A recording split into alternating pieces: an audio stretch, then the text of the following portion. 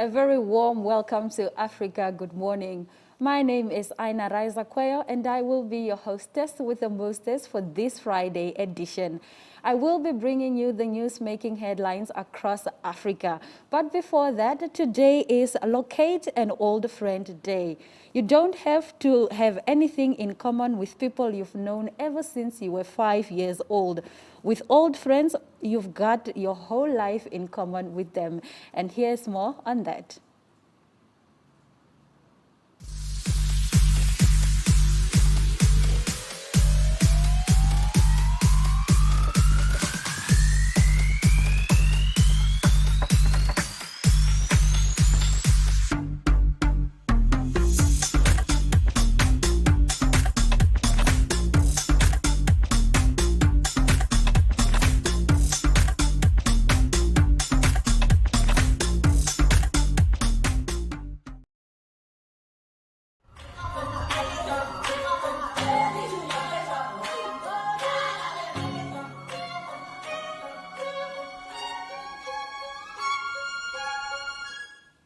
It is the 17th of September 2021, and here are the news-making headlines. Eritrean and Tigrayan forces killed and raped refugees.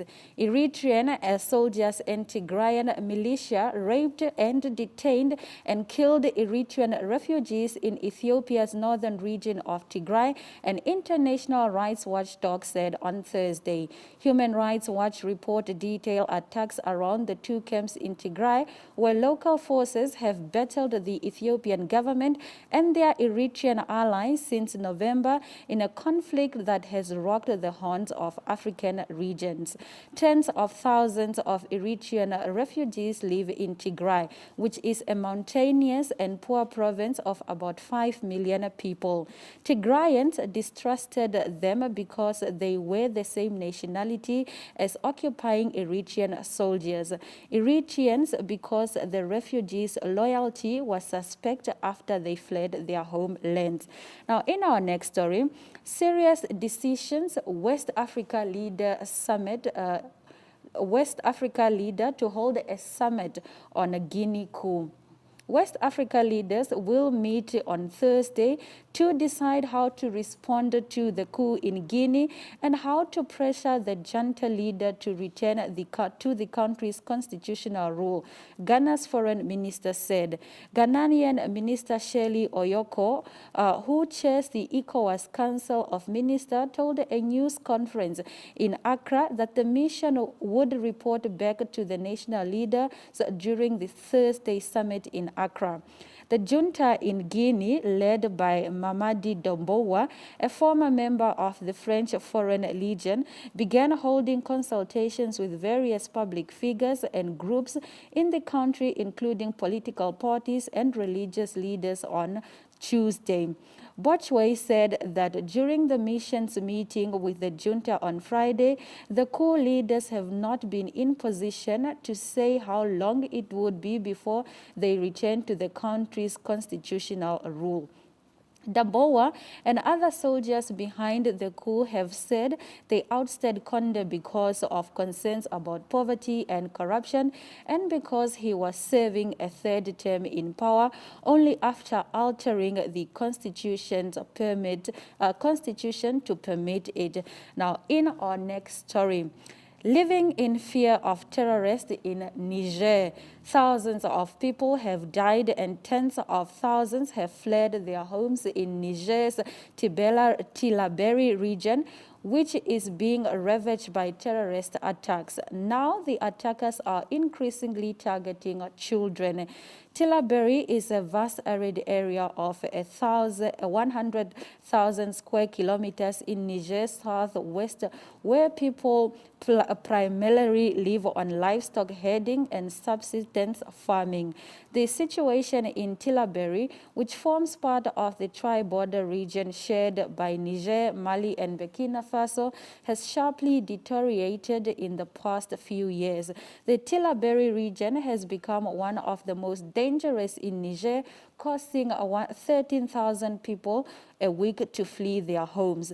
The last massacre of civilians in Anzoru was on the 21st of August in the village of Tiem, where gunmen arrived on foot and killed 19 worshippers in a mosque. The assailants issued an ultimatum for residents to leave, and nearly 2,000 fled several villages to take refuge in Sarakoira, authorities said. An increasing number of children are being killed or recruited by armed groups in Tilaberi, Amnesty International said in a report published earlier this week. And now we move over to our next story. France says leaders of ISIL group in Sahel has been killed. France says that the leader of the ISIL group, known for its deadly attack in the so-called tri-border region of Mali, Niger, and Burkina Faso, has been killed by French forces. Adan Abu Walid al-Sawari, leader of the terrorist group Islamic State in the Greater Sahara, was neutralized by French forces. The French President Emmanuel Macron said in a tweet on Thursday. Rumors of the ICGS leader's death had circulated for weeks in Mali through authorities in the region, though authorities in the regions have not confirmed it. In another tweet, French Defense Minister Florence Parly said al-Sawari died following a raid by French Barkhane Force, a 5,100 men operation active in the Sahel region for more than 8 years. The armed group's leader was behind the killing of the French aid worker in 2020 and was also wanted by the United States over a deadly 2017 attack on U.S. troops in Niger. The ISGS, formed by al-Sawari in 2015, has been blamed for most of the attacks in recent years on civilians and soldiers in Mali, Burkina Faso, and Niger. Moving right along to our next story, leaders make urgent call to accelerate vaccination globally and in Africa. WHO Director Tedros Ghebreyesus and a group of global health leaders today issued an urgent call for vaccine equity globally and in Africa particularly. The leader stressed that the worst pandemic in the last 100 years will not end unless and until there is genuine global cooperation on vaccine supply and access. They also reiterated the WHO's global vaccination target for 70% of the population of all countries to be vaccinated by mid-2022. Dr. Tedros Ghebreyesus, director of the WHO, said more than 5.7 billion doses have been administered globally, but only 2% of those have been administered in Africa. Now we move over to our next story. UN Council urges Egypt, Ethiopia, and Sudan to restart dam talks. The UN Security Council on Wednesday urged Egypt, Ethiopia, and Sudan to resume African Union-led talks to reach a binding deal within a reasonable time frame over the operation of the giant hydropower dam on the Blue Nile in Ethiopia. Egypt and Sudan had both called on the Council to help resolve the dispute after Ethiopia began filling the reservoir behind its Grand Ethiopian Renaissance Dam in July for the second year. Ethiopia is opposed to any council involvement. In a formal statement agreed by consensus, the 15-member Security Council called upon the three countries to take forward the AU-led negotiation process in a constructive and cooperative manner.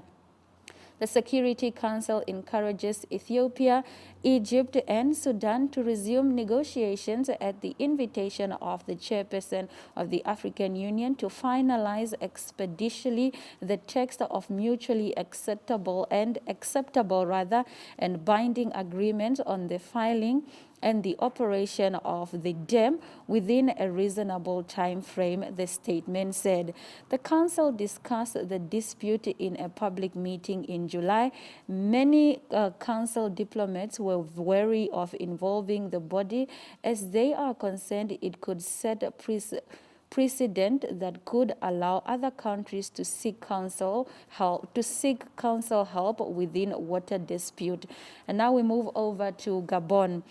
UN removes Gabon peacemakers from Central African Republic after sex abuse allegations. The United Nations has sent home all 450 Gabonese troops from its peacekeeping mission in Central African Republic and opened an investigation after allegations of sexual abuse of 5 girls, it said on Wednesday. The mission, known as MINUSCA, said the allegation related to identified Gabonese peacekeepers operating in the center of the country. Gabon's defense ministry said it has also opened an inquiry.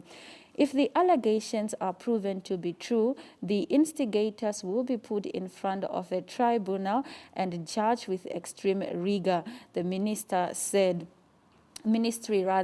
Allegations of sexual abuse have dogged the UN mission over the years. MINUSCA's former head, Babacar Gaye, resigned in 2015 amid sexual abuse allegations against peacekeepers, fresh cases of which emerged in 2016. The Central African Republic is not alone. In Democratic Republic of Congo, dozens of similar allegations were made in 2017.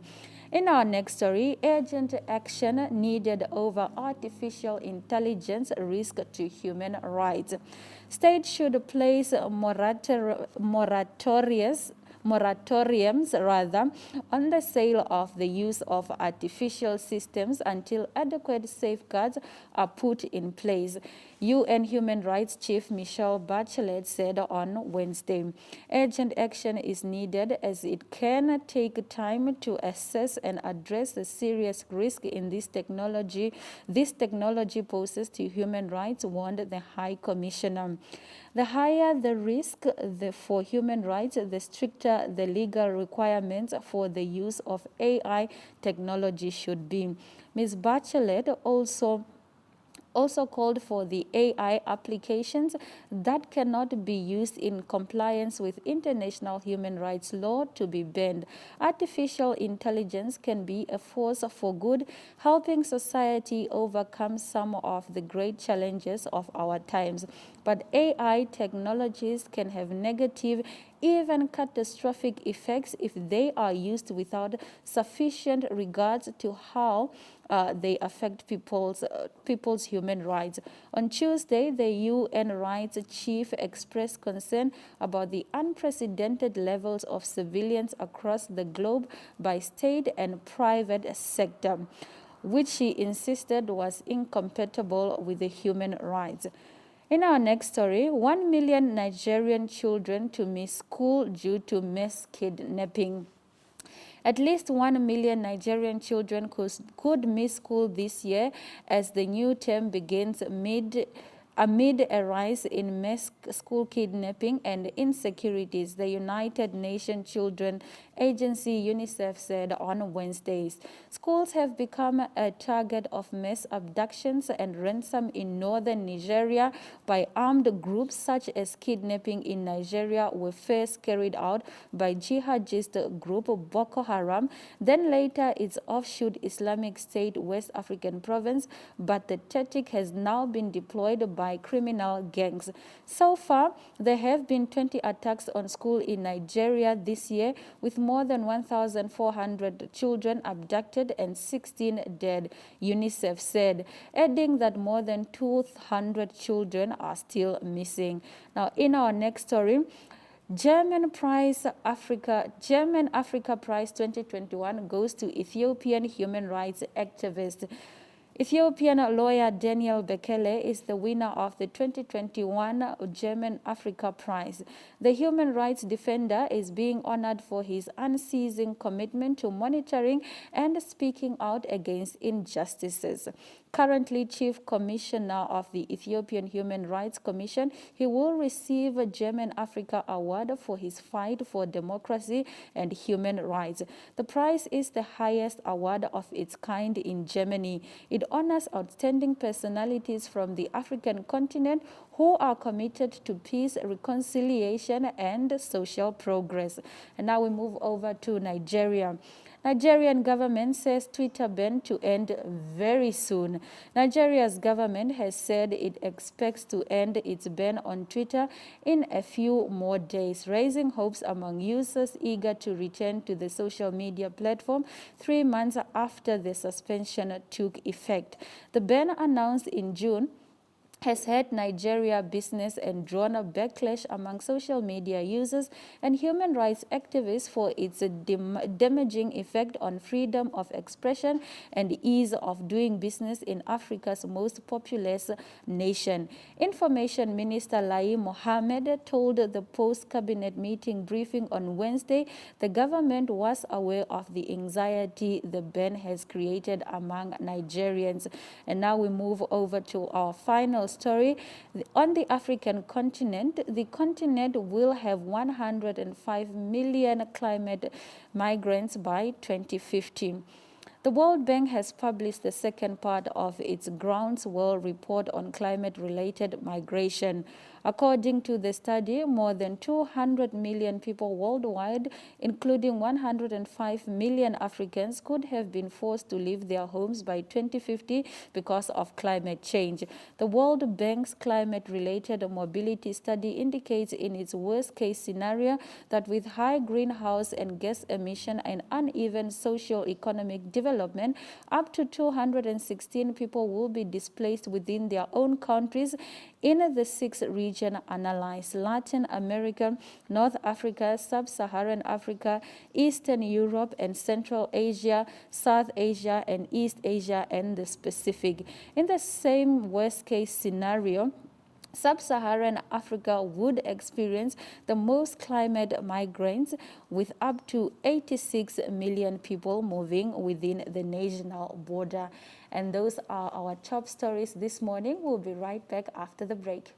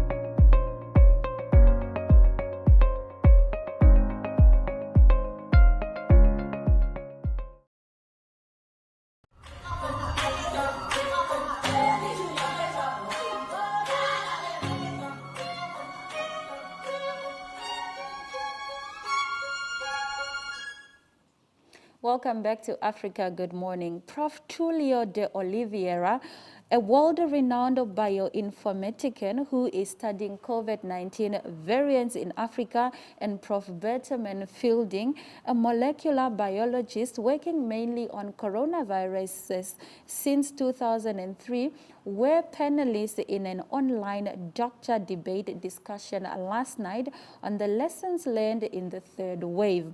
Both stressed the importance of the wide-scale vaccination to prevent Africa from becoming a mutation factory for SARS-CoV-2. They were both from South Africa, and here is what they discussed. Prof. Fielding, we're going to first go to you. My first question to you is, the SARS-CoV-2 presents itself in a very different way than the other coronaviruses. Why is this? Yes, thank you for the question, Stefan. I think it's important just to take a step back and just to remind our viewers that currently we know of seven human coronaviruses. 3 of those are deadly, and they can obviously kill. And then 4 of those have become circulating coronaviruses, and they cause the common cold every year. So what makes SARS-CoV-2 that causes COVID-19 so different? That is the question we're trying to answer at the moment. If you look at SARS coronavirus, the one that was first identified in 2003, this one infected only 8,000 people worldwide and killed about 10% of people. It spread to 28 countries in the end. And the second deadly human coronavirus that was identified was the MERS coronavirus, which predominantly was a huge problem in the Middle East and then South Korea. Even though it spread to 27 countries as well, it was just under 3,000 people infected, and it had a death rate of 37%. So very early in January and February, in my first television and radio interviews, I boldly predicted that SARS-CoV-2 would go the same way, that due to isolation and effective isolation of those who are ill, it will disappear from the population like SARS in 2003. The biggest difference in the end, unfortunately, was that SARS-CoV-2 can be spread by asymptomatic carriers as well. And it spreads very efficiently. And for that reason, it has behaved differently in the population as what we saw for the other 6. Thank you, Prof. Fielding. My second question is, Namibia experienced a very severe third wave with an infection rate close to what we believe was 50% at some stage. Scientists agree that COVID-19 will likely be with us forever, or at least for a very long time. How do you think it will run its course? And will it eventually run out of hosts? And what role does vaccination play in the viral natural trajectory? So I do not think that it is a matter of running out of hosts. I think it is a matter of almost a co-evolution of the virus and us as the host. So it is about our immune systems adapting to this virus over time. I think we have a very good example of this. A Belgian group reported on one of these common cold coronaviruses, and when they did some computer-based studies, they are speculating that the influenza outbreak from 1895 that was responsible for 1 million deaths worldwide, they're speculating based on their predictions and calculations, that was not influenza, but it was one of the circulating coronaviruses jumping from cows to people. And initially, they speculated that it was deadly and they had 1 million deaths worldwide. Now, 120, 130 years later, that coronavirus is no longer as deadly as it was in 1895. So there was this phenomenon where this virus became more efficient in transmission, but deadlier. And based on the current data, I speculate that we will see the same. With each new variant that we're seeing for SARS-CoV-2 at the moment, it is spreading much easier, so it's becoming more transmissible. But there is no evidence, clear evidence, that it's becoming deadlier. Yes, more number of people are infected, which means that more people are dying, but as a percentage of infections, it seems to be fairly stable.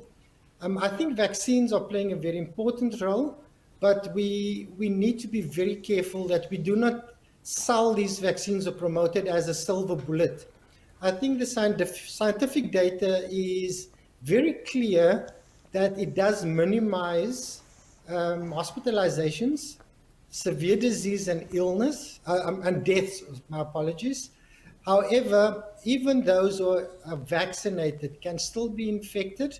And as soon as you can become infected with this virus, you can be a source of mutation. So you could be a source of variants.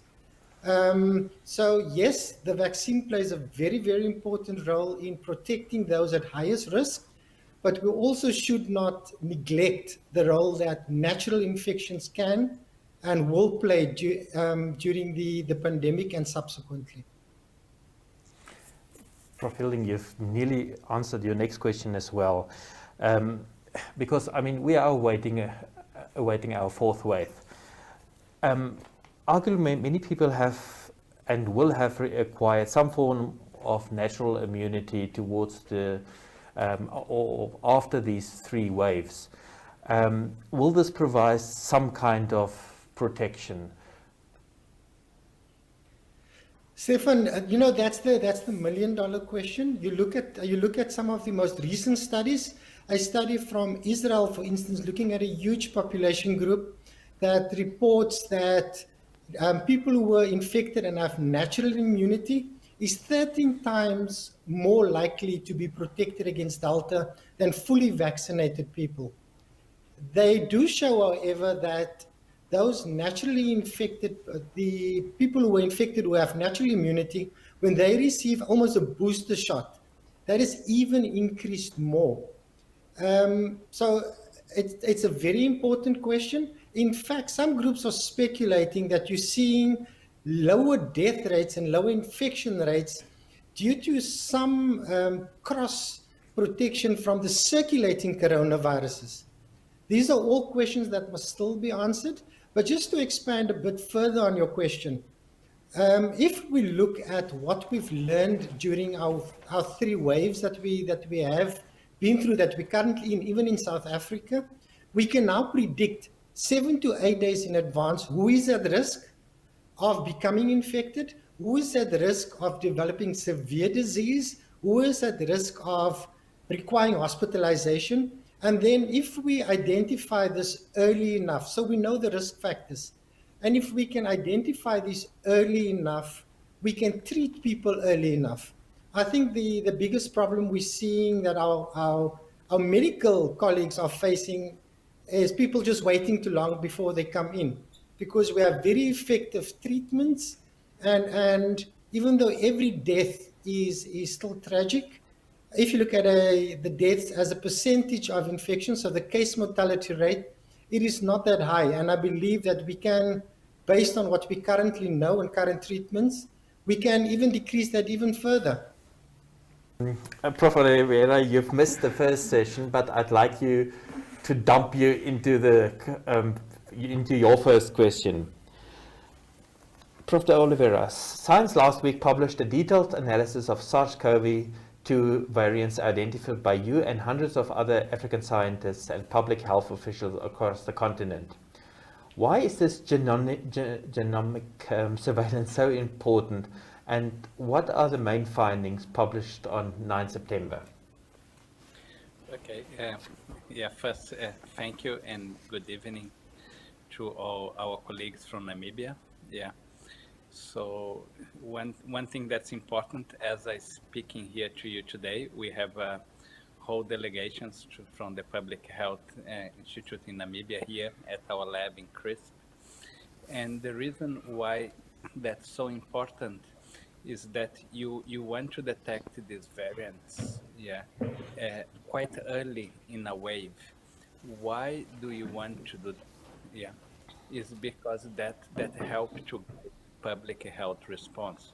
So for example, in South Africa, and I believe the same in Namibia, we had two devastating waves, one caused by the Beta variant and the other one by the Delta variant, which was quite recently. And I heard from some colleagues, especially medical doctors from Namibia, how sad and extreme that was.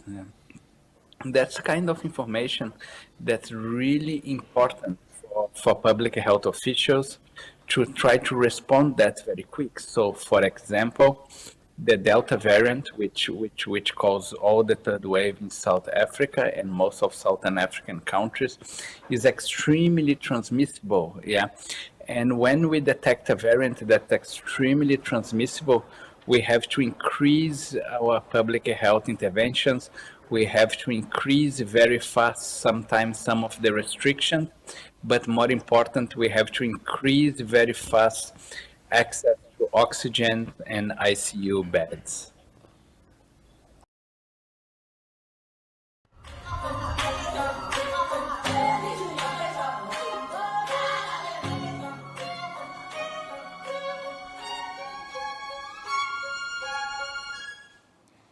It's a beautiful day. Don't let it get away, no matter how the weather looks like in your area. Now, speaking of which, the weather report is up next.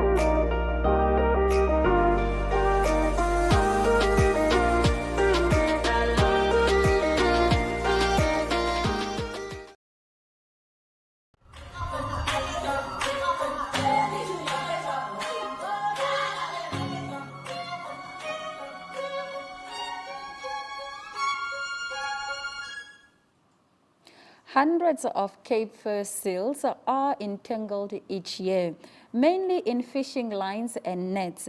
These fishing lines and nets have major impact on the Cape fur seals, the most common marine mammal observed around the coastline of South Africa and Namibia, where they are endemic. A study was done by a Sea Search Rescue and Conservation Namibia Dolphin Project and the Ocean Conservation Namibia highlight the plight of these seals. Additionally, Ocean Conservation Namibia shows us what it takes to capture and rescue a seal from its fishing line trap. And here is more on that.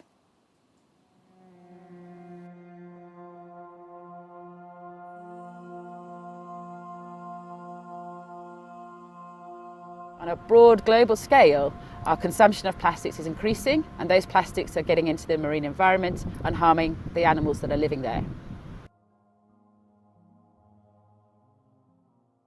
My name's Tess Gridley, and I co-direct the Namibian Dolphin Project and Sea Search Research and Conservation with Dr. Simon Elwin. We're mostly field biologists, so we're going out into the marine environment regularly. And what we're seeing there is plastics. We're seeing them on beaches, we're seeing them in the sea, and we're seeing them in the nests of endangered animals like Cape cormorants, and then also around the necks of the fur seals that we're working on. So the reason that we wanted to do this study was really to highlight what we're seeing every day when we're going out into the sea and into the marine environment. The fishing industry has also undergone significant changes in the materials they use and is now using plastics throughout, for fishing lines, ropes and fishing nets. Now this particular study focuses on Cape fur seals, which are endemic to Namibia and South Africa. So this study focused at Pelican Point near Walfish Bay in Namibia, and also at Cape Cross, which is the largest colony of Cape fur seals.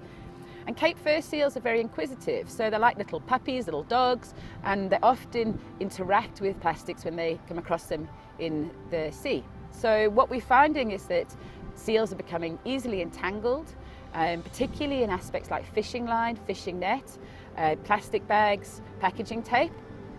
And then because of the very dense fur that they have on their backs and their necks, these materials are becoming basically entangled around the animals. And as the animals grow, they're cutting into the skin of the animal first, then through the blubber layer and into the muscles. This is then causing the animals to slowly lose condition, and over time it's quite a slow and painful death. Particularly as these materials often increase the amount of drag that the animal faces, so it's much harder for them to find food.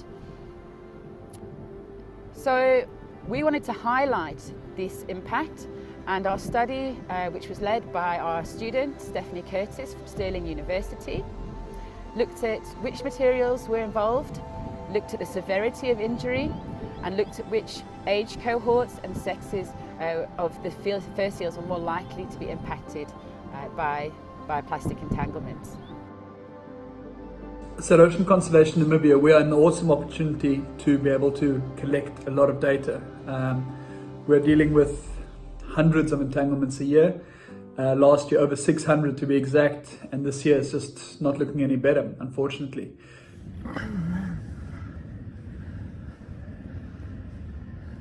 Yeah, you're right. We are not scientists, but we are very happy for this data to be used by people like Steph and the NDP to bring about some real change.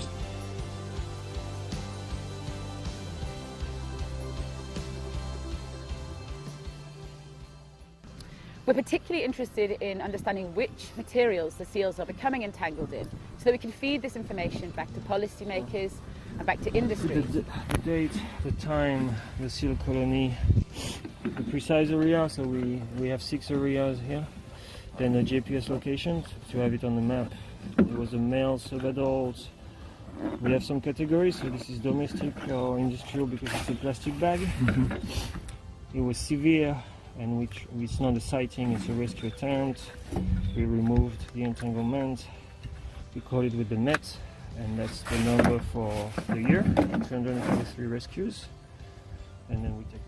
The only way we're going to see any change is to have scientifically backed up data to bring forward to government. The only way policy change is going to come in is if we have the right motivations, and this needs to be done by proper scientists and motivated in the right way with the right information. So we are really happy to be facilitating this and to be part of the bigger project.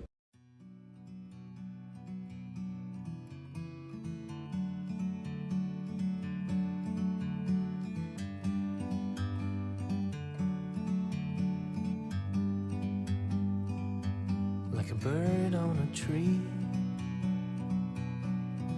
I'm just sitting here.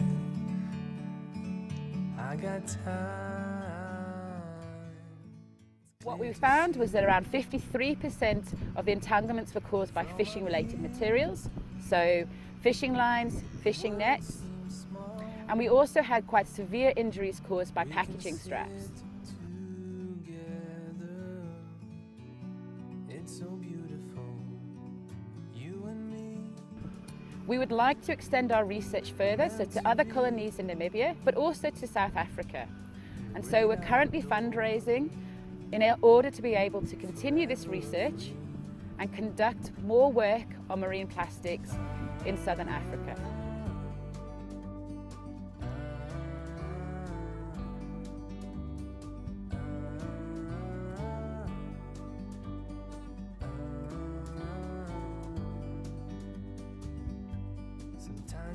to go and take a step back to see the truth around you. From a distance you can tell.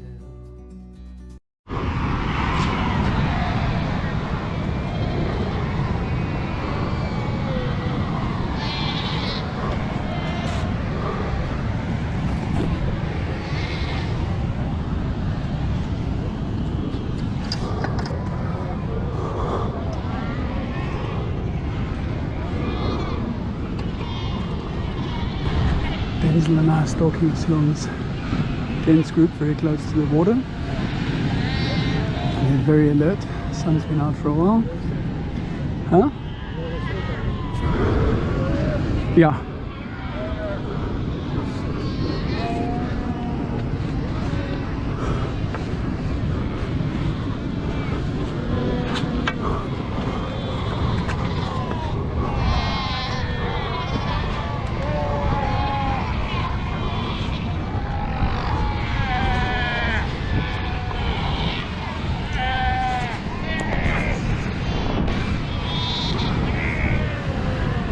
Should be just here where those two are standing up, Denzel.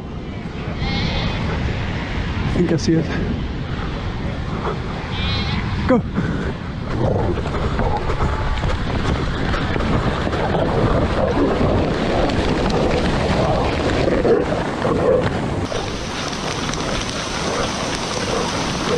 Nice. Water!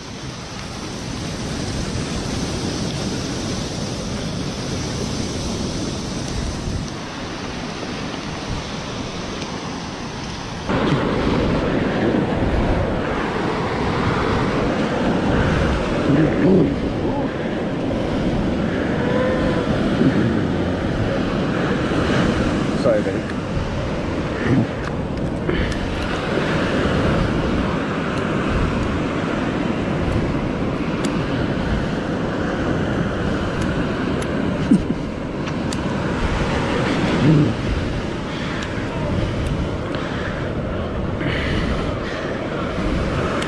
I think there's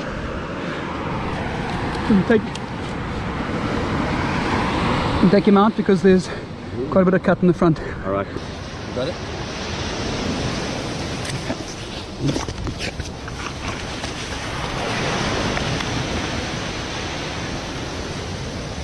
Okay.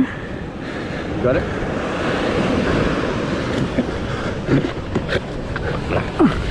Very good. Horrible snook line. So I'm going to get that off near Cape Cross. But it's very tight. Cutting him a little.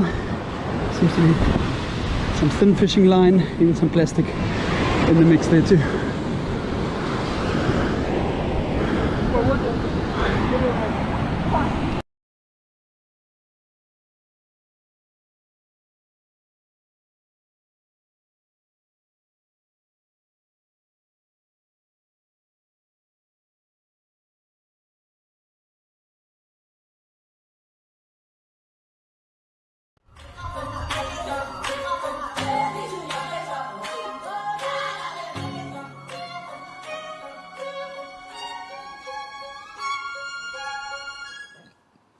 Welcome back to Africa Good Morning, and here are your economic news. Global economy projected to show fastest growth in 50 years. The global economy is expected to bounce back this year with the growth of 5.3%, the fastest nearly 5 decades, according to the UN Conference on Trade and Development. In its new report released on Wednesday, the agency said that the rebound was highly uneven along with the regional, sectoral, and income lines. However, during the 2022 UNCTAD expected global growth to slow to 3.6%, leaving world income levels trailing some 3.7% below the pandemic trend line. The reports also warned that the growth deceleration could be bigger than expected if policymakers lose the nerve or answer what if the regards as misguided calls for a return to the deregulation of austerity. Moving on to our next story, IMF approves 67 million support for Equatorial Guinea. The International Monetary Fund has approved 67 million emergency support for Equatorial Guinea to help it deal with the impact of coronavirus pandemic and an explosion at a military base that destroyed much of its mainland city of Banta in March. The IMF said in a statement on Thursday that the financial support requested by the oil-dependent Central African state would help it mitigate the fallout from both shocks.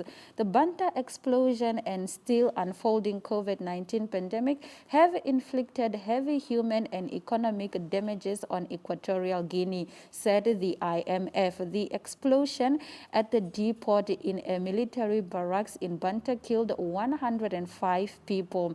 In our next story, Kenyans are outraged over high cost of fuel. Kenyans online are expressing their outrage following a sharp rise in the cost of fuel. The country's energy regulator, EPRA, which sets fuel prices, announced an increase in petrol price over 1.2 per litre, the highest so far. Petrol prices have been rising steadily in the country as a result of global increase in crude oil prices, as well as from increased taxation locally. In the last 2 months, however, the government has compensated fuel marketers in order to keep the prices unchanged. On Tuesday evening, EPRA announced the increase in petrol price across the country, including a 6.7 rise to 134.72 shillings in the capital, Nairobi. Now, next story. Zimbabwe's unvaccinated banned from work. Zimbabwe has banned unvaccinated civil servants from going to work with immediate effect. Information Minister Monica Mutsavangwa said the government had given its workers ample time to get the COVID-19 vaccines. The authority says about 90% of the people admitted to hospitals for COVID-19 are unvaccinated. The country is averaging 145 new cases a day and reported 7 deaths on Tuesday. In our final economic news story, Mozambique fisheries exports 4,000 tons over the first semester. According to the Mozambican Ministry of the Sea, Inland Water and Fisheries, the country fishery operator have exported more than 4,000 tons of fishery produce in the first 6 months this year, amounting to 34% of the sector's annual and an 11% growth when compared to the same period in 2020. The achievement was announced on Monday by Minister Augusta Maita, who addressed the meeting to assess the outcome of the fishing campaign over the first 6 months, discuss the challenges facing the sector, and identify the best way to ensure sustainable, lawful fishing. And on that note, here is your economic indicators.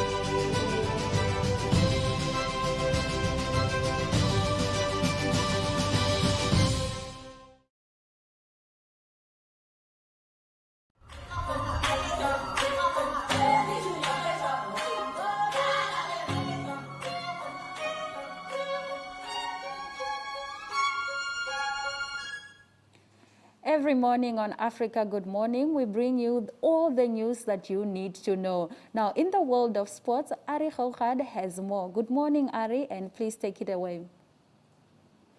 Thank you, Aina. Lovely. Good morning here from Cape Town. I hope it's a good day where you are. And yes, lots of sports happening this weekend.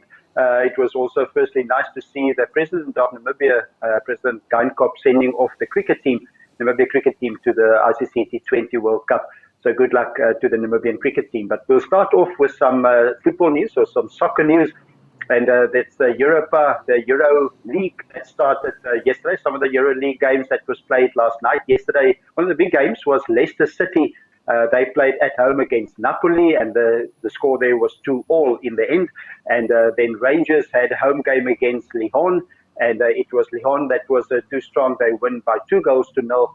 And a big scoring game was Real Betis playing at home against Celtic, and Real Betis win that game 4-3. So also some Women's World Cup qualifying games that is going to take place this weekend. Some of the games already took place yesterday. Those are the host nations. It is Australia and New Zealand. It's going to be a co-host World Cup, Women's World Cup in 2023 in Australia and New Zealand. And great to look forward to that. Some of the qualifying games yesterday, high-scoring games. Spain way too strong for Faroe Islands. The score was 10-0. And also Denmark was too strong for Armenia, also with the same score, 10-0. Today, two games that will be very competitive, definitely will be Greece playing against France, and then Sweden that will host Slovakia. And also to close in the English Premier League, the two leaders, some of the leaders on the Premier League after 4 games, Liverpool, they're playing at home to Crystal Palace this weekend. Manchester City at home to Southampton. And then some of the big games on Sunday will be West Ham hosting Manchester United and Tottenham Hotspur that will play against Chelsea. On to some cricket news, and there's some lots of cricket happening. The big games also in World Cup qualifying. The Women's T20 World Cup will be played in South Africa in a few years' time, and there's qualifying games currently happening in Gaborone. And the South African team is they're in action. They're playing at the moment in the West Indies. Again, the 4th ODI was played yesterday. South Africa still dominating that series. They won the 4th ODI by 35 runs. And also some of the international new teams playing at the moment is England, the women's team. They hosting New Zealand. And England won the first ODI yesterday by 30 runs. But the big news for today is that there's qualifying games for the T20 Women's World Cup happening in Gaborone in Botswana today. It's the 2 semi-finals. They've been playing for a week or so. Apologies. And the 2 games today would be Uganda playing against Zimbabwe, and then Namibia would be playing against Tanzania. So that is the 2 games. And also today will be Zimbabwe that is still touring the British Isles, and that is Zimbabwe in action against Scotland, and they'll be playing today against Scotland in Edinburgh. The Zimbabwe men's team, that is, they're playing today. On to some rugby news. There's still good rugby happening. It's a rugby championship that is happening in Australia at the moment. For Southern African interest, it is South Africa, the Springboks, that lost last week against Australia. They're playing them again this Saturday, tomorrow morning, early 9 a.m. Southern African time is the kickoff. And Craig Cooper there with ball in hand will be a big factor again. He had a brilliant game last weekend. And so it's the Springboks play against the Wallabies, and then the All Blacks play against Argentina.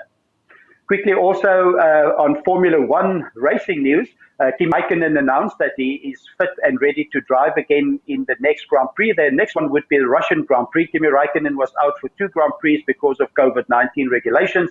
So it's good news that Kimi Raikkonen will be back. And those are the 2 Aston Martin drivers, both of them retained by the team for next year.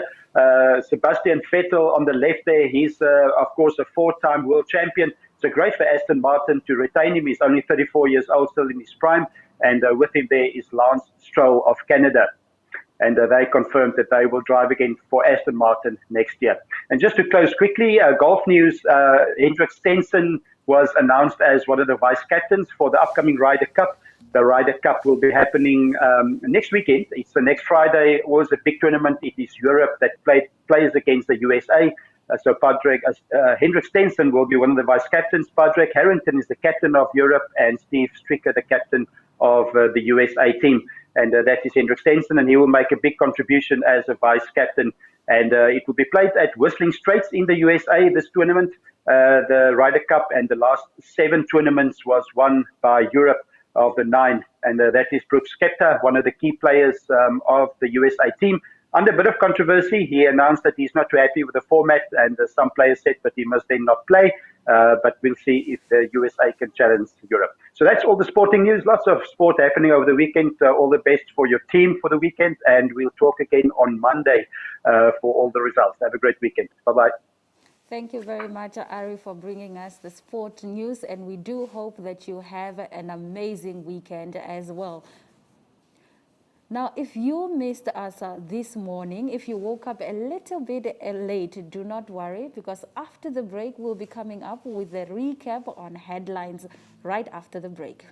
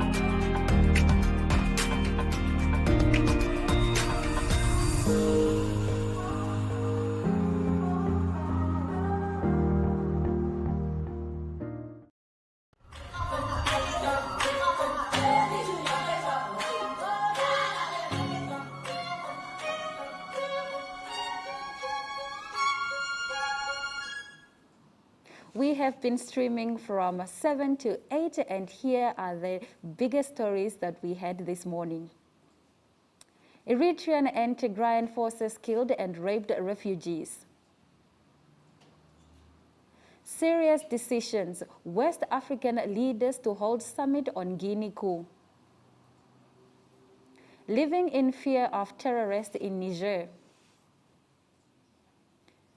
France's leaders of ISIL group in Sahel region has been killed. Global economy projected to show fastest growth in 50 years. Europa League games played yesterday. Women's World Cup qualifying game starts today, and the English Premier League continues. We thank you very much for joining us on Africa Good Morning. We'll be back again same time, same place on your screen on Monday. Do not forget to sanitize, wear your mask, and avoid unnecessary public gatherings. We do have a website. Please check us out on OneUp2 for more content that you love to see. On that note, it's all my love and all my light.